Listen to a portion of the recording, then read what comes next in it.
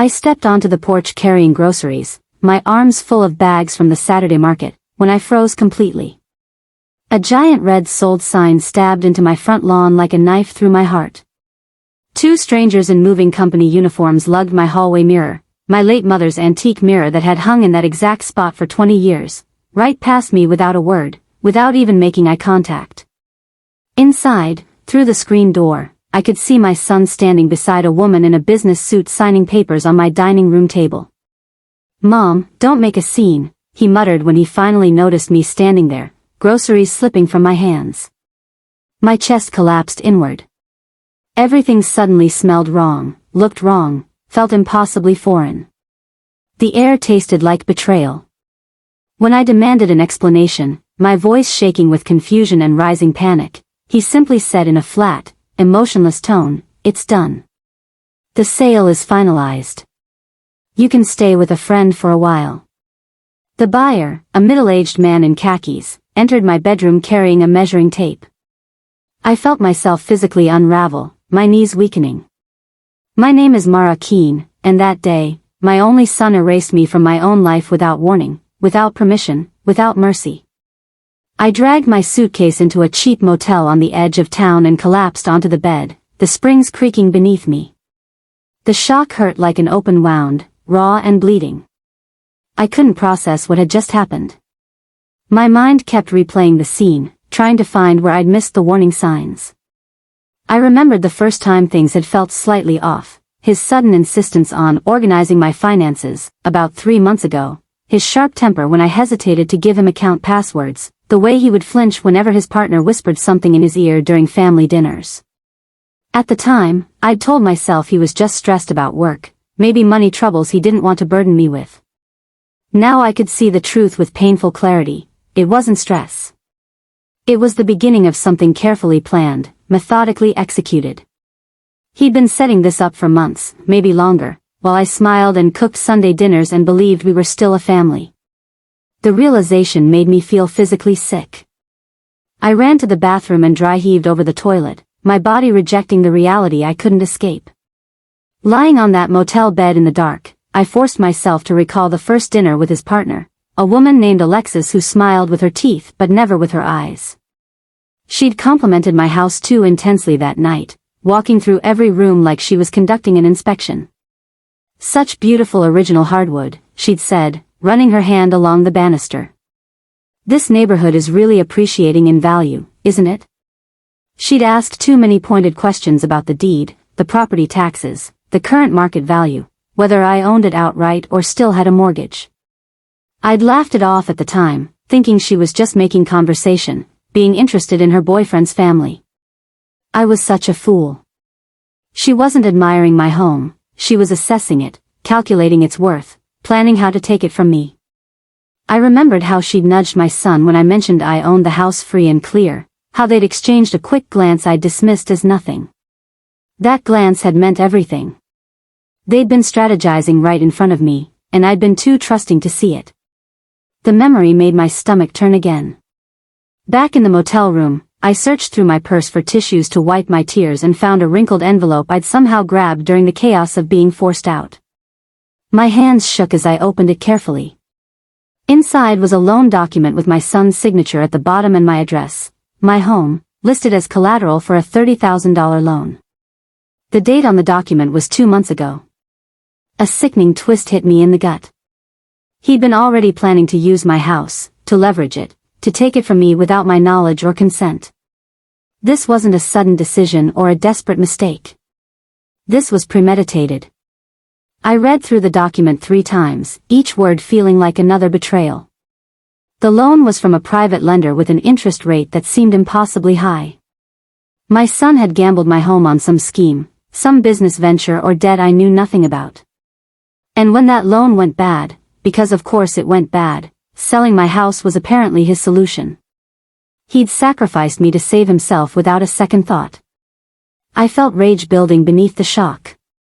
The next morning, I drove to the apartment complex where he'd recently moved with Alexis. My hands gripped the steering wheel so tightly my knuckles turned white. He opened the door with an annoyed sigh, like I was a telemarketer interrupting his day rather than his mother he'd just made homeless. When I showed him the loan document with shaking hands, he actually shrugged, his face completely unbothered. Everyone does this kind of thing, Mom. It's just business. I needed the money. His casual tone made my blood run cold. I asked him why he hadn't told me, why he hadn't asked permission, why he thought he had any right to use my property without my knowledge. He looked at me like I was being unreasonable. Because you would have made it dramatic, he said simply. You would have asked a million questions and worried and made everything complicated. It was easier this way. My hands shook violently. He wasn't ashamed at all. There was no remorse in his eyes, no guilt in his voice. He genuinely believed he'd done nothing wrong, that my home was somehow his to use however he wanted. I realized I was looking at a stranger wearing my son's face. As I turned to leave his apartment, unable to look at him anymore, the door didn't fully close behind me. I stood in the hallway, paralyzed, and heard Alexis's voice clearly through the gap. Good. She's finally out. Now we can focus on getting your inheritance situation sorted next. Her words were followed by my son's response, yeah, I'll talk to the lawyer about accessing her retirement accounts. She's not getting any younger. Another blow landed in my chest. Another layer of lies peeled back. I stepped away from the door, dizzy and disoriented, my vision swimming. They didn't see me as family. They didn't see me as a person with rights and feelings. They saw me as a resource to be mined, an obstacle to be managed, a problem to be solved. I was nothing more than money to them, present money in the form of my house, future money in the form of inheritance they were already plotting to take. I walked to my car in a daze, got inside, and sat there for 20 minutes trying to remember how to breathe. The world felt upside down and inside out. A week later, I forced myself to visit the house one last time. The new buyers were already moving furniture in, their lives replacing mine in real time. A woman in her 40s handed me a small box I'd forgotten in my rush to leave. I found this in the closet, she said kindly. Your wedding album. I took it with numb fingers. She continued talking, clearly trying to be friendly. Your son was very eager to finalize the sale quickly. He said you were relocating to be closer to family in another state, starting an exciting new chapter. I laughed, a broken, bitter sound that made her step back slightly. So that was the story he'd told them. I wasn't a victim being displaced, I was a willing participant in some happy transition. He'd rewritten my entire narrative to strangers, given them a clean version that erased his betrayal completely. The woman looked uncomfortable now, sensing something was very wrong. Are you all right? She asked quietly. I nodded, unable to speak, and walked back to my car clutching the wedding album against my chest. Inside were photos of me and my late husband, both of us so young and hopeful, believing we were building something permanent. The next morning, I walked into a legal aid office downtown, completely unsure what I even wanted or expected. I felt lost and small and defeated.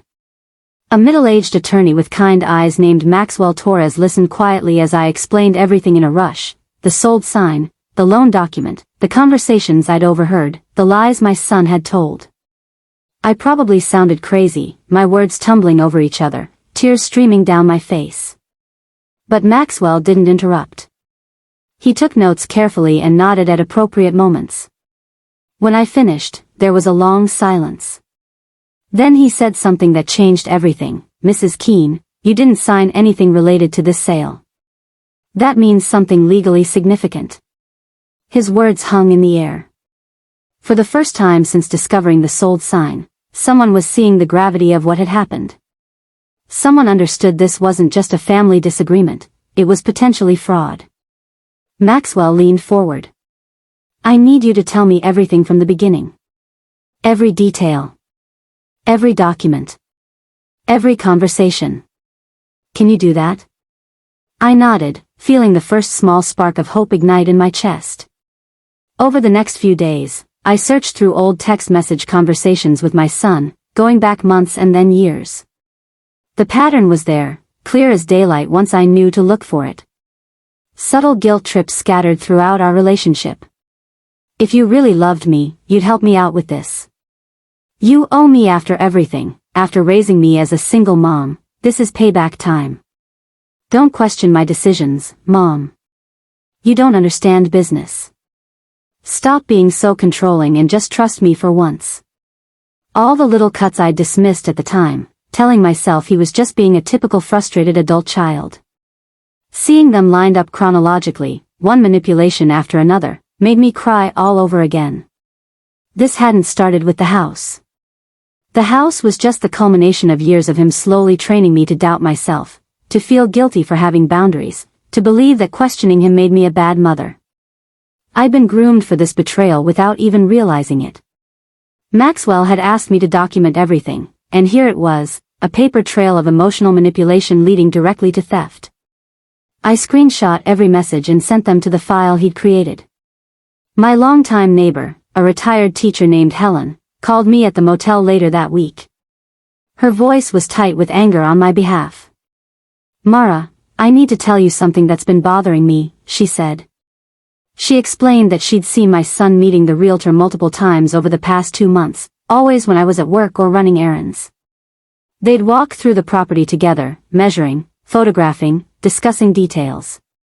Helen had thought it was strange but assumed I knew about it, that maybe I was planning to sell and hadn't mentioned it to neighbors yet. But then she'd overheard something through her open window one afternoon that made her skin crawl.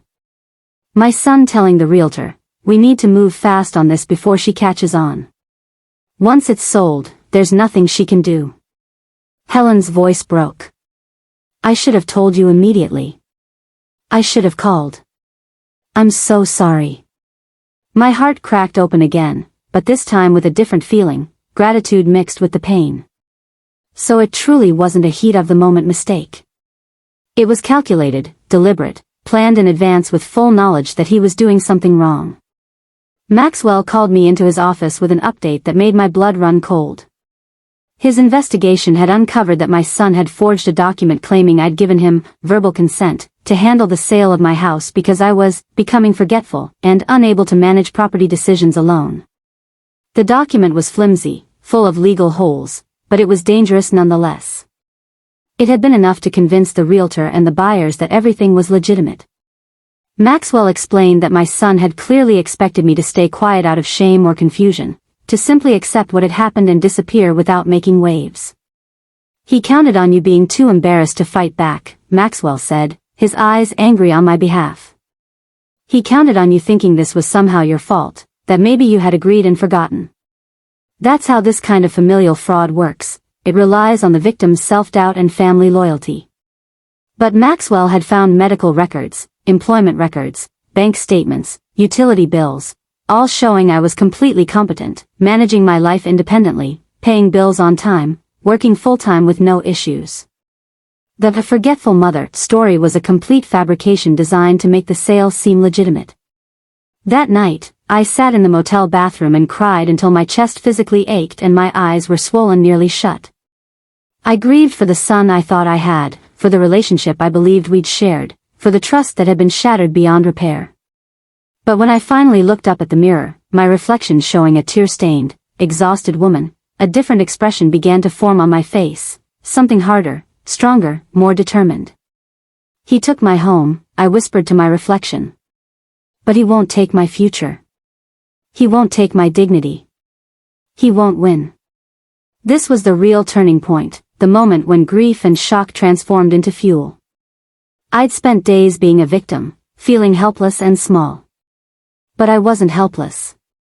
I had Maxwell. I had evidence. I had the truth. And I had nothing left to lose, which made me more dangerous than my son could possibly imagine. He'd miscalculated badly by underestimating me. He thought I'd crumble, but instead, I was about to fight back harder than I'd ever fought for anything in my life. I washed my face, looked myself in the eyes, and made a promise. The first strategic move of my plan involved paperwork, mountains of it. Maxwell helped me gather every document that proved my mental clarity and stability. My employment records showing perfect attendance and positive reviews. Medical records showing routine checkups with no cognitive issues noted. Bank statements demonstrating responsible financial management. Letters from friends and colleagues attesting to my competence. Even my grocery receipts and utility payments painted a picture of someone fully in control of her life. My son's claim that I was not capable of handling property alone crumbled immediately under this evidence. The forged verbal consent document looked increasingly absurd when placed next to the reality of my documented competence. Maxwell assembled everything into a comprehensive file that told an undeniable story. I was a capable, independent woman whose property had been stolen by her own son through deception and forgery. He'd underestimated me completely, assuming I had no resources, no fight, no ability to challenge him legally. That assumption was about to cost him everything. Maxwell filed our first motion with the court, and I felt power returning to my body for the first time since seeing that sold sign. I decided to visit my son's workplace, an insurance office where he worked as a claims adjuster. I walked in calmly, dressed professionally, and asked to speak with him.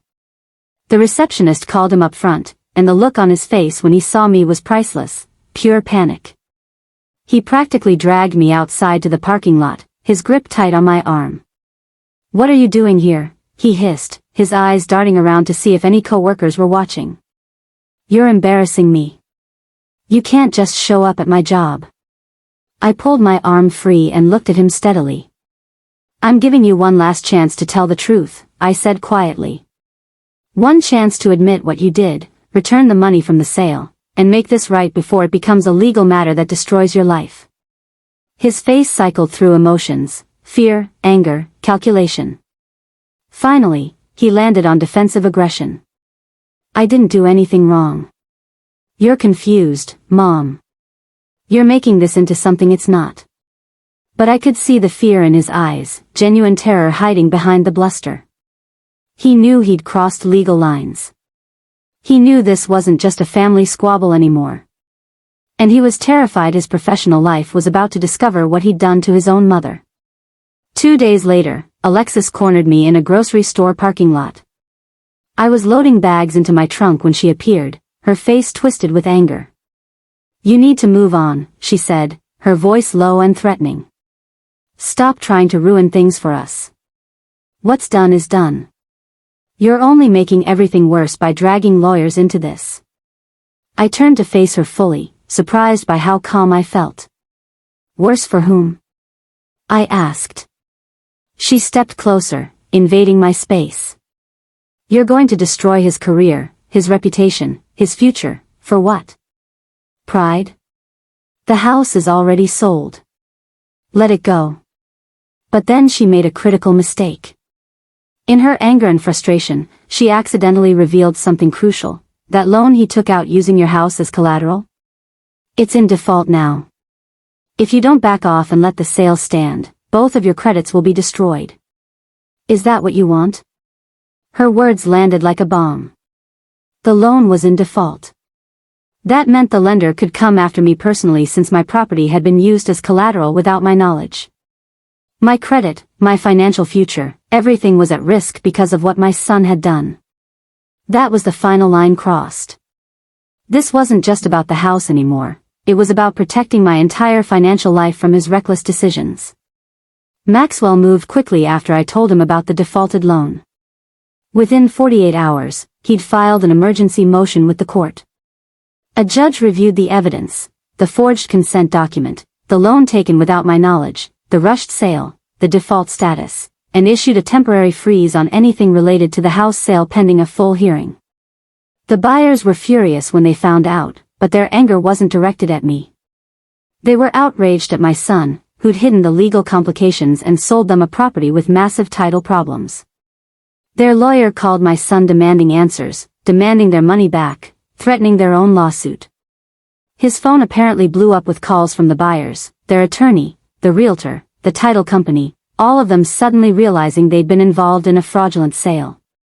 I didn't witness his panic directly, but Maxwell heard through legal channels that my son was scrambling, trying to explain, trying to blame me, finding no one who believed his story anymore. It brought me a quiet, painful satisfaction. Not joy, I couldn't feel joy about my son's suffering, but a grim sense that justice was finally moving in the right direction. The freeze meant I had a chance to reclaim what was mine. My younger sister, whom I hadn't spoken to in months due to family distance, called me after hearing the news through family channels. "Mara, what the hell is happening?" she asked, her voice shocked. I explained everything, the whole ugly story spilling out. There was silence on her end for a long moment. Then she said she'd confronted my son at a family function, demanding to know his side. He'd blamed me entirely, claiming I'd forgotten I agreed to sell, that I was confused and making false accusations because I was embarrassed about my memory problems. My sister laughed bitterly into the phone. "Mara, you remember every single birthday, every doctor appointment, every anniversary. You're the most organized person I know. You didn't forget anything." Her words made me cry with relief. For once, a family member was unequivocally on my side, believing me without question. She continued, "I told him he was full of it. I told him if he did this to you, he's capable of doing it to anyone. I said I wanted nothing to do with him until he makes this right." Having an ally within the family changed everything. I wasn't completely alone anymore. Over the following weeks, rumors began spreading through family and social circles about Alexis's role in everything. Several people came forward saying she'd been the one pushing my son to secure his financial future, by any means necessary. She'd apparently bragged to friends about their plan to consolidate family assets and streamline his mother's situation. When these rumors reached my son, when he realized that people thought Alexis had orchestrated everything, their relationship began cracking under the pressure. She started denying involvement to everyone who would listen, even to him, claiming she'd only tried to help and had no idea he'd go this far. She was jumping ship, protecting herself as the legal situation grew more serious. My son called me late one night, drunk and rambling, saying Alexis was abandoning him, that everyone was turning against him. I listened silently, feeling nothing. He'd made his choices. Now he was learning that betrayal creates loneliness. I wasn't celebrating their breakup, I'd never celebrated other people's pain, but I felt a grim sense of justice. The alliance that had destroyed my life was imploding from within. Sometimes consequences catch up. Sometimes the universe balances itself. 3 weeks after the court freeze, my son showed up at my motel room late at night, pounding on the door. I opened it cautiously, keeping the chain lock engaged. He looked terrible, unshaven, red-eyed, clearly desperate. "Mom, please," he said, his voice cracking. "I messed up. I know I messed up badly. Help me fix this." For the first time in years, I saw him cry real tears. They streamed down his face as he begged me to drop the legal case, to work something out privately, to save him from the consequences bearing down on him. His tears didn't soften me the way they might have before. Instead, they confirmed what I'd suspected. His fear wasn't about losing me or repairing our relationship. His fear was purely about losing stability, about facing legal penalties, about his life falling apart. He wasn't sorry he'd hurt me. He was sorry he'd gotten caught. I looked at my son through the gap in the door and said gently but firmly, "You didn't just sell the house. You sold my trust. You sold our relationship.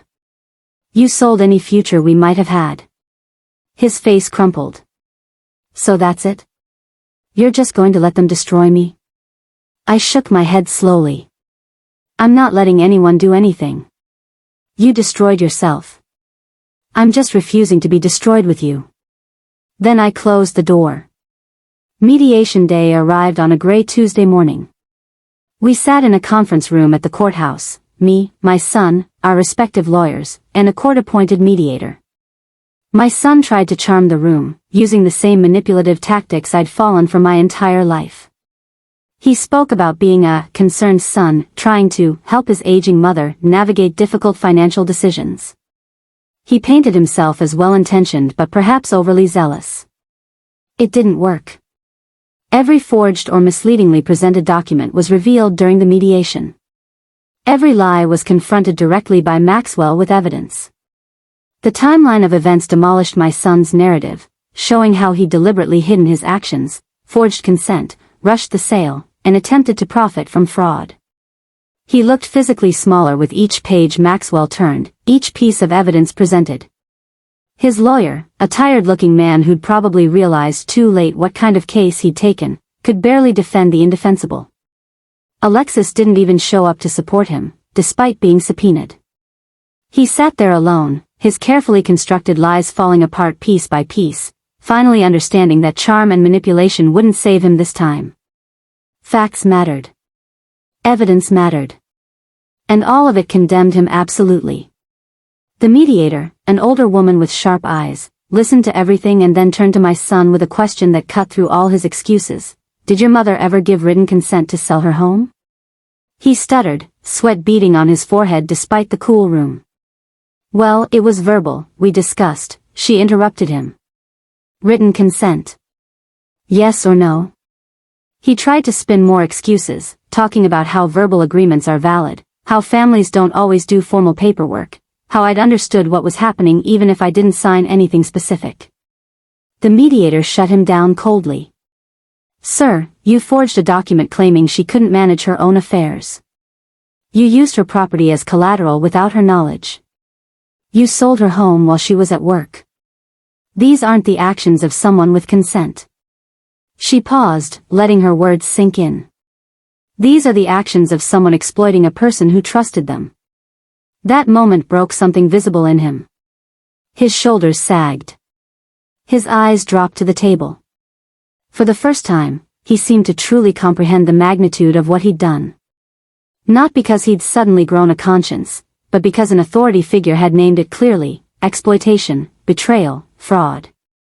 The words hung in the air, undeniable and damning. The ruling came 2 weeks later. The judge had reviewed all evidence from the mediation and made his decision. The sale of my house was reversed, declared null and void due to fraud. My property would be fully restored to me with clear title. All legal fees, court costs, and damages were placed entirely on my son, over $40,000 in total. Additionally, the defaulted loan would be his sole responsibility, with my name removed from any association with it. The judge's written opinion was scathing, describing my son's actions as a betrayal of familial trust for personal financial gain, and an exploitation of the parent-child relationship that shocks the conscience of the court. I cried when Maxwell called with the news, but they weren't tears of triumph. They were tears of grief for the boy I'd raised and completely lost somewhere along the way. That little boy who'd once held my hand crossing streets and said, "I love you, Mommy," before bed, where had he gone? When had greed and selfishness replaced the sweetness I remembered? The legal victory felt hollow somehow, necessary but sad, like winning a war that should never have been fought. I'd gotten my house back, but I'd lost my son forever. The consequences for my son extended far beyond the courtroom. His employer discovered the legal case when the garnishment order for his wages came through. The insurance company suspended him immediately, citing ethical concerns and breach of trust standards required for claims adjusters. He couldn't work in insurance anymore, not with a fraud case on his record. Alexis officially left him once the financial penalties were announced, making it clear to mutual friends that she couldn't be with someone facing that kind of legal trouble. His social circle, the friends who'd once envied his lifestyle, began distancing themselves as the full story spread. I watched all of this from afar, my heart heavy with complicated emotions. He wasn't a villain in my eyes, even after everything, just a grown man who'd let greed rot his judgment, who'd made terrible choices and was now facing their full weight. It hurt to witness his life unraveling, even though he'd earned every consequence. He was still the child I'd raised, the baby I'd nursed, the toddler I'd comforted during nightmares. Watching him fall was painful in ways I couldn't fully explain. With the settlement money from the reversed sale, I bought a small cottage near the lake on the outskirts of town. It was peaceful, quiet, and completely mine in a way my old house could never be again. That place held too many memories of betrayal now. The cottage had a garden, and I spent weekends planting flowers, roses, daisies, tulips, something I'd never had time for when I was working full-time and maintaining the larger house alone. Slowly, carefully, I felt myself returning to myself piece by piece. The constant anxiety that had lived in my chest since seeing that sold sign began to ease. I could breathe deeply again without my lungs catching. I could sleep through the night without nightmares about being homeless. I started going to therapy to process the trauma and betrayal, learning that what I'd experienced had a name: financial abuse by a family member, specifically adult child exploitation of a parent. Knowing there were terms for it, that others had survived similar situations, helped me feel less alone. I wasn't broken, the therapist assured me. I was healing. I was rebuilding. And I was stronger than I'd given myself credit for being. 6 months after everything was finalized, my son showed up at my cottage unannounced. I saw him through the window, standing uncertainly at the edge of my garden, looking thin and tired and older than his years. I could have refused to open the door, but something made me walk outside to face him. We stood there in silence for a long moment, the afternoon sun filtering through the trees. Finally, he whispered, "I miss you, Mom." His voice was small, broken, genuine in its pain. I looked at him, this stranger who wore my son's face, and replied gently but firmly, "I hope one day you understand what you lost. Not just the money or the legal case, but what you lost in terms of relationship, of trust, of family." He opened his mouth to respond, perhaps to argue or explain or apologize, but I raised my hand to stop him. "I've forgiven you for my own peace," I continued. "But forgiveness doesn't mean reconciliation. It doesn't mean pretending this didn't happen or that we can go back to how things were. You made choices that revealed your character. Those choices have consequences that will last the rest of our lives." I didn't slam the door in his face. I didn't insult him or rage at him or punish him further. I simply turned and walked back inside my cottage, my home, my sanctuary, the place I'd built from the ruins of his betrayal, leaving him standing in the garden, surrounded by the flowers I'd planted, facing the silence that was now his permanent companion.